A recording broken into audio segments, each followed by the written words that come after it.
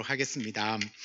여러분 최근에 혹시 선물을 받아본 적이 있으십니까? 선물 받아보셨죠? 표정이 밝으신 분은 받아보신 분이야. 선물을 받을 때 기분이 어떻습니까? 좋죠. 너무너무 좋고 또 선물 주신 분에 대하여서 너무 감사한 마음이 듭니다. 여러분 선물은 이런 겁니다. 내가 누군가에게 선물을 주려면 내가 이 선물을 사기 위하여 값을 지불을 해야 되죠. 그래서 선물을 주는 사람은 이 선물에 대한 값을 지불한 사람, 받는 사람은 어떨까요? 그 선물에 대한 기쁨을 누리는 사람입니다. 선물이 아무리 많이 있어도 받아야 기쁘지 않습니까? 그 선물이 나에게 주어져야 그 선물의 기쁨을 누릴 수 있는 것처럼 이 선물을 받는 기쁨, 여러분이 선물을 받으시는 그 기쁨을 누리기를 바라는데요. 선물이라는 것은 거래가 아닙니다. 그리고 조건도 없습니다. 여러분이 선물을 누군가에게 줘보신 적도 있으시죠? 받아본 적도 있고 준 적도 있는데 줄 때의 마음이 어떻습니까? 내가 선물 줬으니까 그 다음에는 저 사람이 나에게 답례품을 줄 거다. 그런 기대를 가지고 선물을 주는 사람은 제가 이제까지 한 번도 본 적이 없습니다. 그러니까 선물을 줄 때는 그것 바라지 않습니다. 조건 없습니다. 그냥 그저 이 마음으로 선물을 주고 싶어서 줍니다. 그러니까 선물의 가치는 주는 사람의 마음 그 자체입니다. 그게 전부입니다. 그리고 더 이상 바라지도 않고 기대하지도 않고 조건도 없습니다. 그게 뭡니까? 선물입니다. 그런데 여러분 성경에 보면 하나님이 우리에게 선물을 주셨다고 말합니다. 하나님 우리에게 선물을 주셨다고 합니다. 하나님이 우리에게 주신 그 선물이 뭐냐면 오늘 성경에 빨갛게 되어 있는 것만 잘 보시면 됩니다. 무엇을 받았다고 나옵니까? 구원을 받았는데 그것이 하나님의 선물이다. 하나님이 우리에게 주신 선물은 구원입니다. 구원이라고 하는 선물을 하나님이 준비해 놓으셨다는 겁니다. 이제 여러분은 그 선물을 받으시면 되는 겁니다. 사람들은 생각하는 거죠. 선물, 이 구원을 어떻게 받을까? 사람들의 생각 안에는 종교가 있든 없든 상관없이 모든 사람들은 구원이라는 것에 관심을 갖고 있습니다. 구원하니까 잘 모르겠죠. 내가 죽으면 어떻게 되나? 진짜 천국과 지옥이 있나? 소멸하나? 없어지나? 사람들은 거기에 대한 생각들이 많이 있어요. 그래서 생겨난 것이 종교가 생겨나고 철학이 생겨났거든요. 그래서 사람들은 어떻게 하면 내가 구원, 다시 말하면 천국을 갈 수 있을까? 많은 종교들이 이런 질문에 해답을 줍니다. 이런 답을 내놓았습니다. 불교는요, 이 팔정도라는 게 있습니다. 이 팔정도를 실천을 잘하면 혹시 해탈할 수 있다. 너가 부처가 될 수 있다. 구원을 받을 수 있다고 말합니다.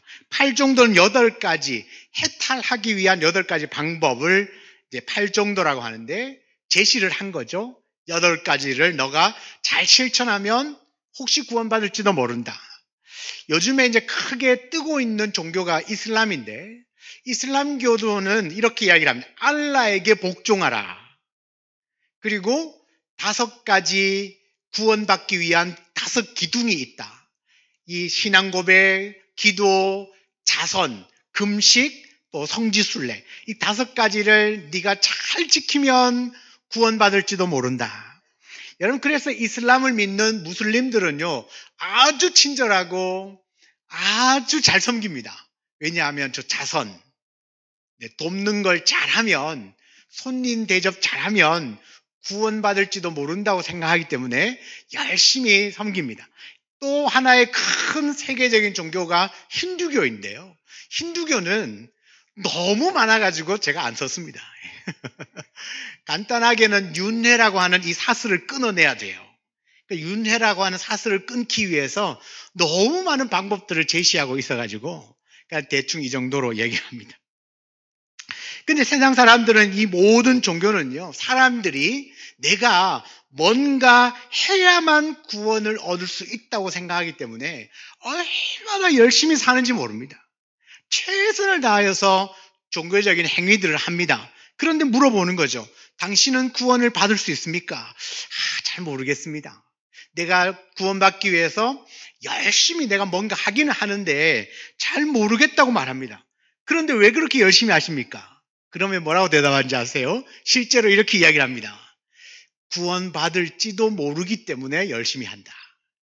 가능성을 가지고 이야기를 합니다. 여러분, 그 무슬림들 가끔씩 폭탄 들고 막 뛰어드는 거 보셨죠? 폭탄 테러 하지 않습니까? 왜 그렇게 하는지 아십니까? 알라를 위하여 충성을 다하면 구원을 받을지도 모른다고 생각하고 폭탄 들고 뛰어듭니다. 실제로 그들이 믿는 코란에 보면 나오는 이야기예요. 그러니까 나의 생명도 들여서 혹시나 내가 이렇게 알라라고 하는 신을 위하여서 내 목숨을 던지면 혹시 구원받을지 모른다. 그 가능성을 붙들고 합니다. 그런데 기독교는 다릅니다. 성경은 확실한 구원의 방법을 이야기를 합니다. 오늘 말씀을 보면 너희는 그 은혜라는 말이 나오고요. 믿음으로 말미암아 믿음이 나오고요. 구원을 받았다. 그리고 이것은 하나님의 선물이다. 하나님의 선물은 구원인데 구원을 어떻게 받았냐 하면 믿음으로 받았다는 겁니다. 그런데 이 믿음도 하나님이 주신 은혜다라고 말합니다. 여러분, 여기 제일 먼저 나오는 단어가 은혜라는 말을 좀 이해를 할 필요가 있습니다. 은혜가 무슨 뜻이냐면 아무런 대가 없이 베푸는 호의, 그야말로 선물입니다. 선물을 줄 때 대가 없이 주잖아요. 그것처럼 선물을 받을 만한 자격이 있어서 줍니까? 내 마음에 쏙 들어서 줍니까? 아니죠. 아무런 조건도 없고 이유가 없는데 그냥 주고 싶은 마음으로 주는 게 선물입니다. 그런데 그것을 다른 단어로 바꾸면 은혜라고 바꿀 수 있다는 겁니다. 그러니까 하나님이 저와 여러분에게 조건 없이 어떤 행위를 보지 않고 그 은혜로 뭘 주셨냐? 구원을 주셨다는 겁니다. 그러니까 우리가 구원받기 위하여서 뭔가 열심히 노력하고 해야 하는 일이 있다는 것이 아니라는 얘기죠. 오늘 우리가 예배의 자리에 나왔습니다. 내가 하나님을 찾지도 않았는데 하나님은 나를 여기에 오게 하셨고 누군가의 전도를 통하여 교회에 나오게 하셨습니다. 이 모든 것이 다 하나님의 은혜입니다. 그저 그 은혜로 아무 공로 없이 우리는 그저 구원을 받은 자일 뿐입니다. 구원이라고 하는 선물을 받은 자일 뿐이에요. 그래서 이 구원은 내가 뭔가 잘해서 얻는 게 아니라 하나님이 우리에게 은혜로 주신 선물입니다. 제가 교회를 다니지 않는 분들과 대화를 나누는 중에 이런 이야기를 하시더라고요. 교회 한번 나오세요. 예수 믿으세요라고 했더니 하시는 이야기가 목사님, 저는 죄가 많아서 교회 못 가요. 어떤 분은 저는 천국 갈 자격이 없어요. 자격을 이야기하고. 목사님, 저는 아직 술을 아직 못 끊었어요. 제가 교회 가려면 술 끊어야 하는데 술을 못 끊었어요. 목사님, 제가 그 1시간 동안 담배가 땡겨가지고 못 앉아 있어요. 담배를 못 끊어서 못 가요.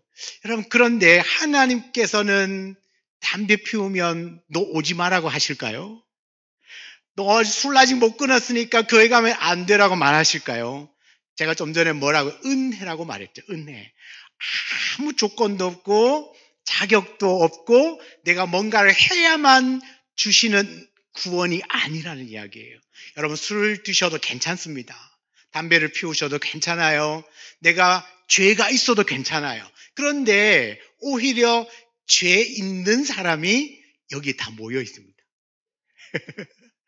여러분, 나를 전도하신 그분이 죄가 없어서 교회 가는 거 아니에요. 그분들이 더 어쩌면 아이고 나는 죄인이구나, 죄가 많다고 생각하기 때문에 교회로 와요. 예수님이 하는 이야기가 이런 거거든요. 건강한 자에게는 의사가 쓸데가 없대요. 여러분, 건강한 사람 병원 갈 일이 없잖아요. 그러니까 의사가 필요가 없어요. 그런데 누구에게 의사가 필요합니까? 아픈 사람에게. 아픈 사람에게는 반드시 의사가 있어야 되거든요. 그럼 예수님도 하나님도 마찬가지입니다. 누가 하나님을 필요로 하느냐 하면 죄 있는 사람이, 흠 있는 사람이 하나님을 필요로 해요. 그러니까 나는 법 없이도 살만한 사람이다, 이런 사람이 정말 예수 믿기가 쉽지 않더라고요. 여러분, 하나님의 은혜로 자격 없는 자에게 주어지는 것이 바로 구원이라는 것입니다. 그래서 성경은 말하죠. 이것은 너희에게서 난 것이 아니요 하나님의 선물인데 행위에서 난 것이 아니다. 너가 뭔가를 잘해서 많이 해서 얻어진 것이 아니다라고 분명하게 말합니다. 그렇다면 우리는 왜 우리의 노력으로는 구원을 받을 수 없는가? 이유는 간단합니다. 제가 조금 전에 말씀드린 것처럼 죄 때문입니다. 성경은 말하죠. 모든 사람은 죄를 범하였다. 그래서 하나님을 찾는 자도 없다. 이런 죄 있는 사람은 하나님을 찾기가 쉽지 않더라는 겁니다. 그래서 하나님이 먼저 우리를 찾아오시는 거거든요. 죄 지은 사람은 경찰서 보기만 해도, 경찰관 보기만 해도 가슴이 철렁하잖아요. 신호위반을 했습니다. 지나가는데 저 앞에 그 모범 택시 아저씨가 이거 하고 있는데 그것만 봐도 가슴이 덜컹, 죄 지었기 때문에. 그죠? 그런 것처럼 죄라는 것은 모든 사람은 죄를 범하였고 하나님을 찾는 자도 없어서 하나님이 여러분을 찾아가신 거거든요. 저는 고등학교 1학년 때 처음 교회를 갔습니다. 제가 태어난 동네는 안동입니다. 경상북도 안동입니다. 안동 기란이라고 하는 동네고요. 거기에서 산골짜기로 제를 넘어서 아주 깊은 산골짜기로 들어가야만 합니다. 전체 다 합쳐봐도 몇 가구가 20가구 정도밖에 안 되는 아주 작은 산골짜기 동네인데 제가 고등학교 들어갈 때까지 교회를 본 적이 없습니다. 왜냐하면 너무 산골짜기에 사니까 교회가 있을 리가 없잖아요. 그런데 그 고등학교 1학년 들어갈 무렵에 그 산골짜기에 한 여자 전도사님이 오셨어요. 그리고는 한 가정집에서 예배를 드린다고 하더라고요. 예배가 뭔지도 모르죠. 예배를 드린다고 하니까 오라고 하더라고요. 그래서 갔죠. 제가 굉장히 선하고 착하게 생겼지 않습니까? 그래서 어르신들이 오라니까 갔죠. 가서 그렇게 처음 갔던 곳이 이제 내 믿음 생활의 출발점이었습니다. 저는 하나님을 찾아갈 수 없었어요. 왜? 모르니까요. 그런데 하나님이 저를 찾아오셨습니다. 그래서 누군가가 교회로 초청을 했습니다.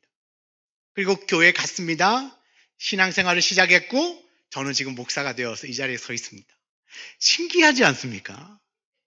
하나님이 나를 찾아오지 않았다면 제가 어떻게 목사가 됐겠습니까? 왜냐하면 저는 하나님을 모르니까요. 하나님을 내가 어떻게 찾아가야 되는지도 모르니까요. 하나님을 만날 수도 없었을 텐데 하나님이 나를 찾아오셨던 거죠. 누구를 보냈습니까? 한 여자 전도사님을 보내신 거죠. 여기 오신 여러분도 다 마찬가지입니다. 여러분 스스로는 하나님을 찾을 수 없어요. 하나님을 찾아가지도 못해요. 어떻게 해야 하나님을 찾는지도 모르는 상태에 있었다는 겁니다. 그런데 옆에 있는 옆집 아줌마가 나를 소개한 거죠. 교회 한번 가자. 여러분에게 전도자를 보내신 분은 하나님이시거든요. 우리가 가지고 있는 죄 때문에 하나님을 찾지 못할 때 하나님이 여러분 곁에 친구를 보내시고 또 여러분과 관계 맺고 있는 좋은 분을 보내셔서 오늘 이 자리에 여러분이 오게 되었다는 겁니다. 왜 우리는 하나님을 찾지 못할까? 가장 근본적인 이유는 죄 때문입니다. 죄는 하나님과 우리 사이를 갈라놓았어요. 딱 이 그림 그대로입니다. 원래 여러분 에덴 동산이라고 들어보셨죠? 교회를 안 다니셔도 에덴 동산은 들어보셨을 텐데 그 에덴 동산에서는 하나님과 사람이 그냥 같이 살았어요. 그런데 죄가 들어오면서 선악과라고 들어보셨죠? 선악과를 먹는 사건 때문에 죄가 들어오기 시작해서 하나님과 우리 사람 사이가 나누어져 버렸습니다. 그런데 이 하나님과 떨어져 버린 이 관계가 왜 이렇게 심각하냐 하면 죄 때문에 생겨난 결과가 사망, 죽음이라기 때문에. 원래 에덴 동산에서 살 때는 죽음이라는 게 없었습니다. 그런데 죄 때문에 하나님과 멀어지다 보니까 그 결과 죽음이라는 것이 우리 인간사 안에 들어와 버렸어요. 이 땅에 태어난 모든 사람들은 다 죽는다는 것.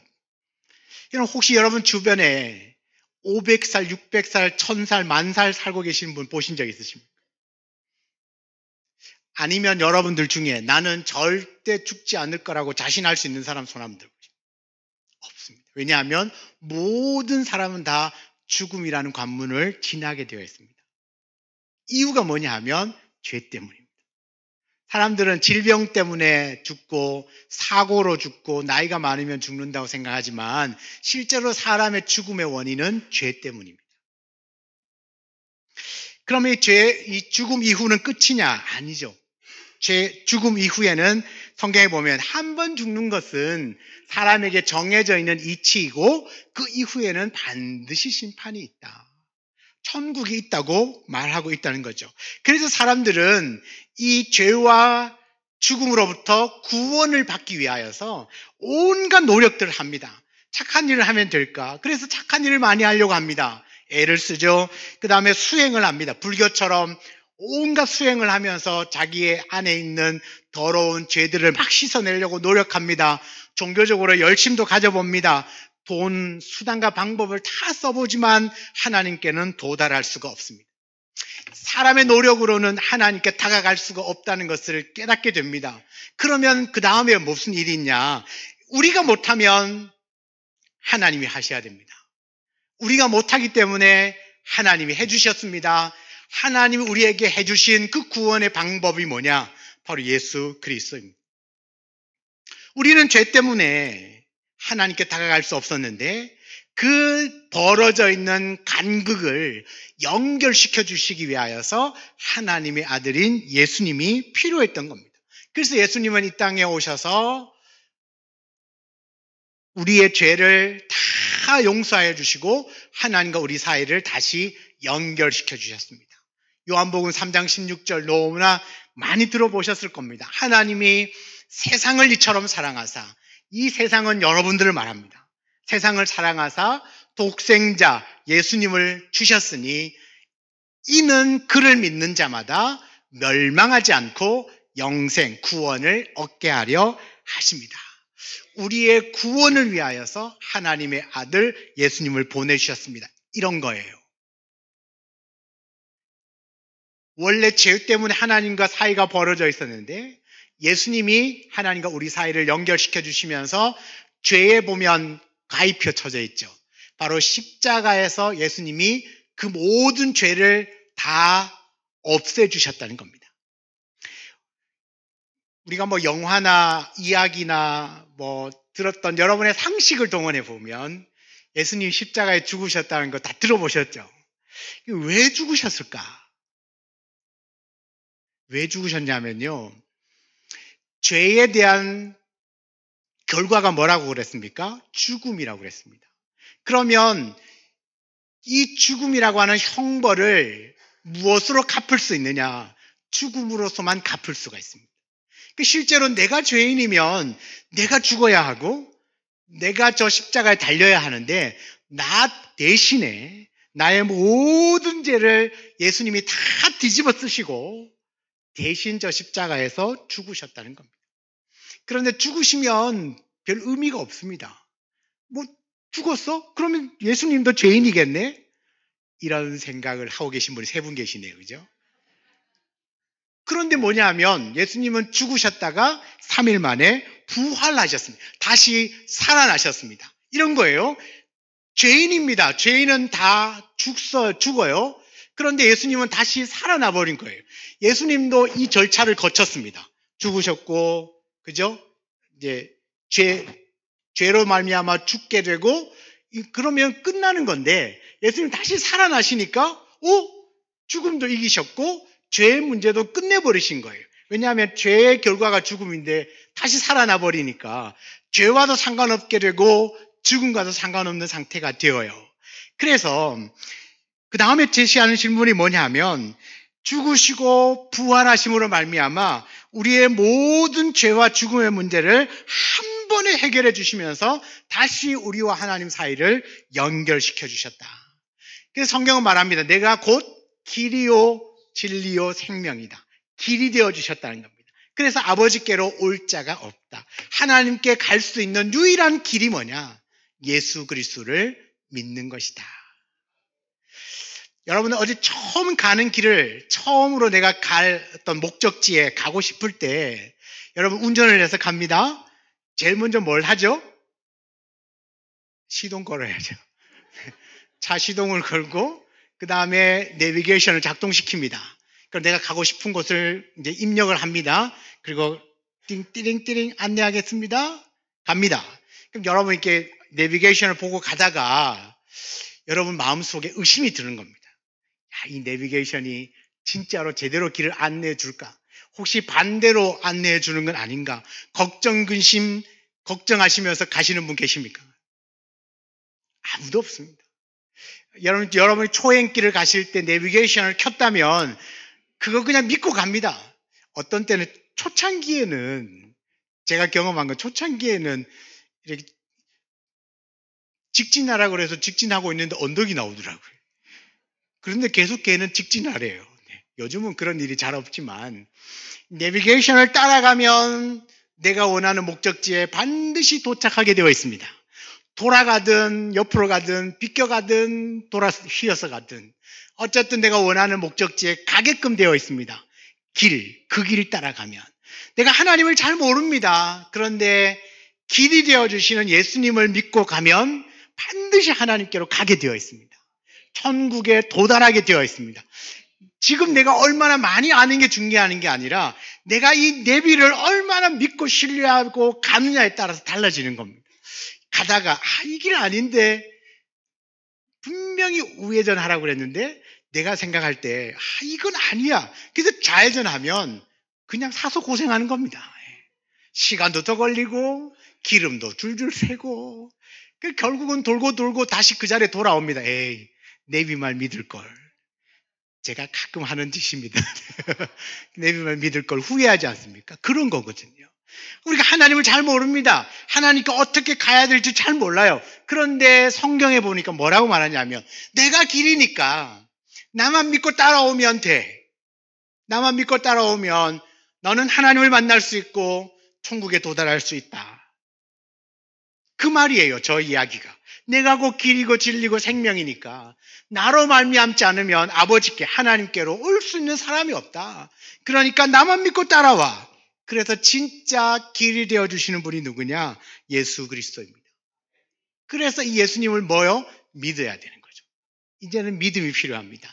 성경에 보면 내 입으로 예수를 주라고 시인하고 내 마음에 믿으면 구원을 얻으리라. 자, 우리가 내비를 믿고 따라갈 때 목적지까지 정확하게 도달하는 것처럼 나도 예수님을 믿고 따라갈 때 정확하게 천국이라고 하는 하나님 품이라고 하는 그 목적지에 도달을 할 수가 있습니다.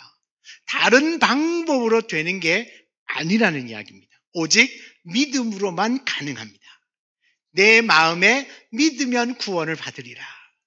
사람들은 이야기할 거예요. 목사님, 진짜 믿기만 하면 됩니까?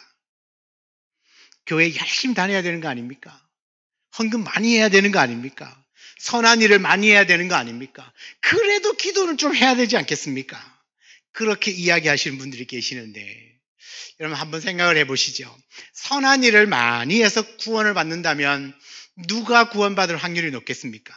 우리나라는 삼성그룹 회장. 그분이 아마도 구원받을 확률이 1위일 겁니다. 왜요? 돈이 많으니까 마음만 먹으면 얼마든지 선한 일을 많이 할 수 있습니다. 여러분 지금도 회장님이 마음만 먹으면 아프리카 전체를 먹여 살릴 수도 있습니다. 그죠? 그러면 선한 일을 얼마나 많이 하는 게 됩니까? 그러면 여러분처럼 가난하신 분들은 구원 못 받아요. 여러분. 만약에 우리가 선한 일을 많이 하는 것이 구원의 조건이라면 아무래도 돈 많은 사람 그리고 지위와 권력이 있는 사람은 자기가 가지고 있는 것을 사용하면 얼마든지 더 많은 일을 할 수 있지 않겠습니까? 그러면 그분들에게는 구원을 받을 수 있지만 상대적으로 우리는 소외가 되겠죠. 이건 너무 불공평합니다. 왜냐하면 나는 가진 게 없잖아요. 그죠? 명예가 있습니다. 아니면 많이 공부를 하면 지혜와 지식으로 구원받을 수 있다면 여러분 이거 너무 불공평하지 않습니까? 너무 불공평해요. 저처럼 잘생긴 사람만 간다면 여러분들은 너무 불공평하잖아요. 그죠? 그런데 그런 여러 조건이 아니라 모든 사람에게 공평한 구원의 방법. 한국에서 태어나든 일본에서 태어나든 아니면 인도네시아 저 보르네오 섬 밀림 저 깊은 산 속에 살고 있든 지금도 문명의 혜택이 없는 저 아마존 깊은 밀림 속에 살고 있는 사람이든 어떤 사람, 어떤 언어, 어떤 피부 색깔 상관없이 누구든지 예수를 믿기만 하면 구원을 주신다고 하는 이 구원의 방법이 이 땅에 있는 모든 사람에게 주시는 최고의 희소식이고 최고의 선물이에요. 너무 공평한 거예요. 가난한 자나 부유한 자나 구원받는 방법은 똑같아요.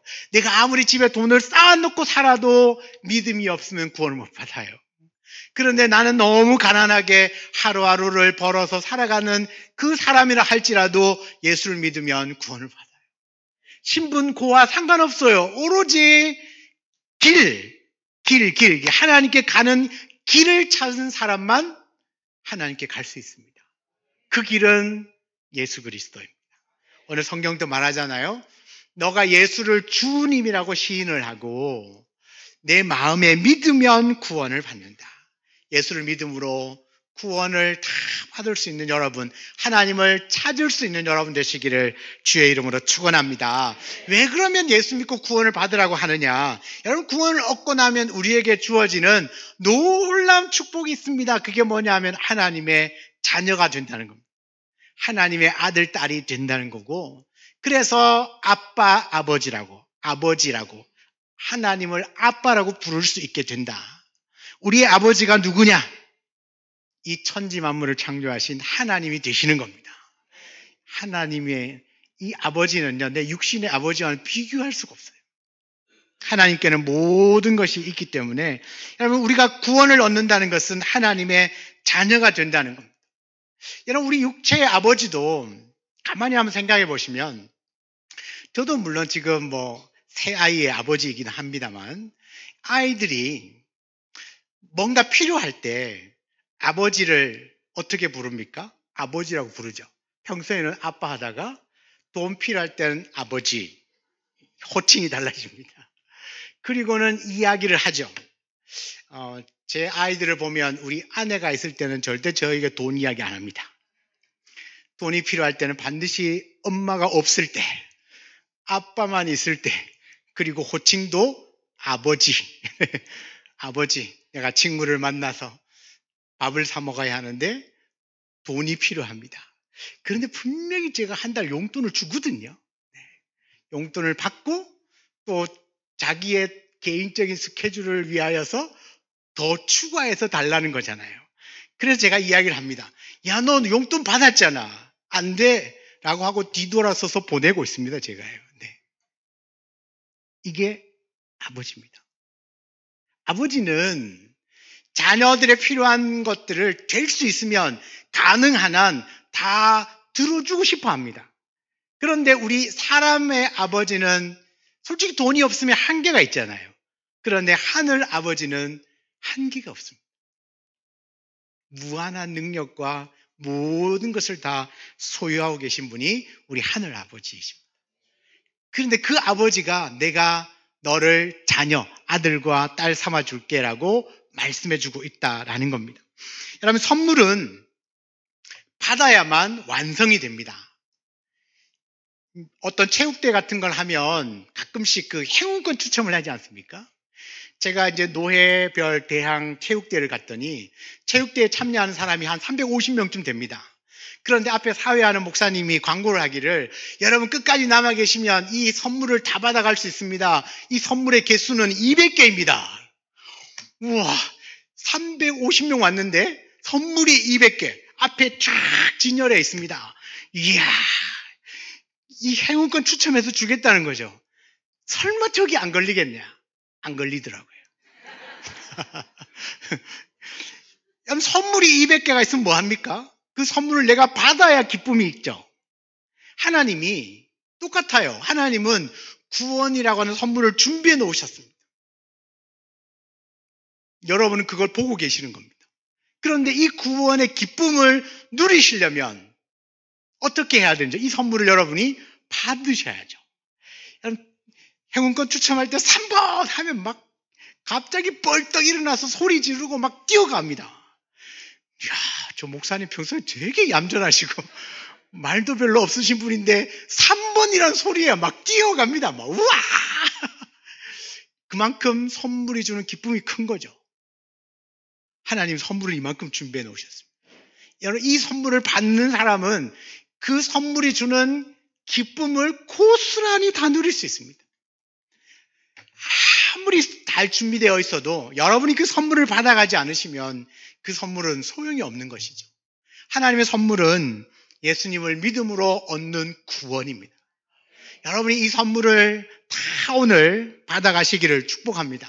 선물을 거절하면 구원은 없지만 선물을 여러분이 받으신다면 이제부터 여러분에겐 구원이 주어지고 하나님의 자녀가 되고 이제는 하나님을 언제든지 만날 수 있는 놀라운 특권이 주어집니다. 아직 하나님 저는 잘 모르는데요. 모르니까 만나셔야죠. 그래야 그 하나님이 어떤 분인가를 알고 이제 남은 여러분의 삶이 그 하나님과 함께 살아가는 멋지고 행복한 삶이 되기를 간절히 원합니다. 어차피 이 선물을 나눠드리기 위하여서 오늘 이 자리를 준비했습니다. 여러분 스스로가 하나님을 찾아오기가 쉽지 않으니까 이렇게라도 해서 여러분을 하나님을 소개하고 싶어서 이 선물 받아가시라고 이 연사 강력하게 외치는 겁니다. 여러분 하나님이 주시는 선물은 예배하신 선물은 여러분이 예수를 믿을 때 여러분이 고스란히 다 받아가실 수 있는 바로 그 구원이고 천국입니다. 여러분이 마음문을 여시고 예수님을 꼭 믿으시기를 축복합니다. 그 예수님을 믿을 때 그 구원의 기쁨이 여러분의 것이 되고 천국이 여러분의 것이 됩니다. 이제 아무 걱정하지 마시고 길 되시는 그 예수님만 그냥 잘 믿으시고 따라가시면 언제라도 하나님을 만나고 천국을 여러분에게 주실 겁니다. 그러니 그 은혜로 주신 그 구원을 오늘 이 시간에 여러분의 심령 안에 다 받으시고 꼭 예수 믿고 구원받는 하나님의 자녀가 되고 천국 가는 우리 모두가 되시기를 주의 이름으로 축원합니다. 아멘. 이 시간에는요.